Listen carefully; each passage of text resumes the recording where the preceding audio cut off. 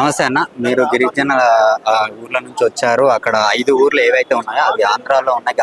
5 గ్రామ పంచాయతీలు ఆంధ్రాలో ఉన్నాయి. మా పిల్లల చదువులు మాత్రం తెలంగాణలో ఉంటున్నాయి.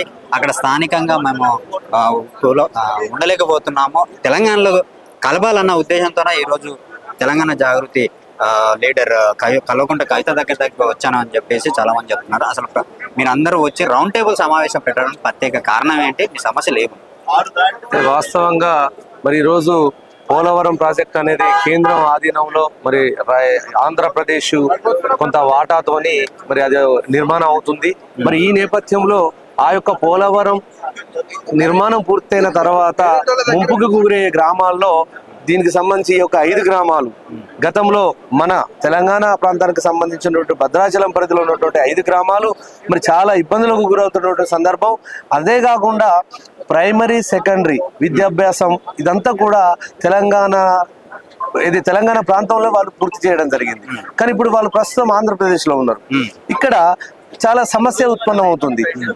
అయితే ఈ మధ్య కాలంలో ఏమైందంటే ఈ సమస్యలు చాలా ఎదుర్కొంటున్నారు. అక్కడ ఉన్నటువంటి ఆదివాసీ బిడ్డలుగా వాళ్ళు చాలా ఇబ్బందులు ఎదుర్కొని చివరగా కంప్లీట్ గా 5 గ్రామాలు మేము తెలంగాణ రాష్ట్రంలోనే అంటే తెలంగాణ ప్రాంతంలోనే మేము ఉండాలి, ఆంధ్రప్రదేశ్ నుంచి మమ్మల్ని విముక్తి చేయాలి, తెలంగాణలో ఉండడం ద్వారా మా స్థానికత తెలంగాణకు వర్తిస్తుంది, తద్వారా రేపు ముంపుకు గురైన సందర్భంలో కూడా మేము తెలంగాణ ప్రాంత వాసులం కావున మాకేదైనా మంచి చెడులు కూడా ఈ యొక్క తెలంగాణ ప్రభుత్వం చూసుకునే విధంగా ఉండాలని చెప్పేసి ఆ యొక్క గ్రామంలో ఉన్నటువంటి ప్రజలు దృఢ సంకల్పంతో చాలా ఉత్సాహంతో ఉన్నారు. అక్కడ 1000 ఎకరాల భూమి కబ్జా అవ్వబోతుంది అని చెప్పేసి అంటున్నారు. అసలు ఏంటి దాని ప్రాబ్లం? మరి వాస్తవంగా ఈరోజు మరి 16-17 నెలల్లోనే రేవంత్ రెడ్డి గారి ప్రభుత్వం మరి ఏ విధంగా ఉన్నదో తెలంగాణ ప్రజలందరూ కూడా చూస్తా ఉన్నారు. మరి 1000 ఎకరాల విషయంలో ఉన్నటువంటి అక్కడ ఉన్నటువంటి అధికార పార్టీ నాయకుల అండదండలతోని మరి అక్కడ ఆ జరుగుతున్నటువంటి ఆ కబ్జాను ఖచ్చితంగా మన ముఖ్యమంత్రి రేవంత్ రెడ్డి గారు మరి ఖచ్చితంగా పట్టించుకోవాలి.